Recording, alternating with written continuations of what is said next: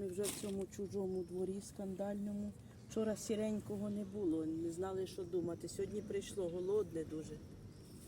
І це чорненьке прийшло, все в кліщах. Ми йому трохи повибирали кліщі. Ось воно голодне. Нема нашого лапіка і немає чорненької, яка б'ється. Ну, чекає, ми їм їжу оставляємо. Вони тут живуть, то вони прийдуть. Собак немає, тут вже закрита територія, бачите, вже верба розпустилася. Водичку поміняли їм. Ось, де лапік?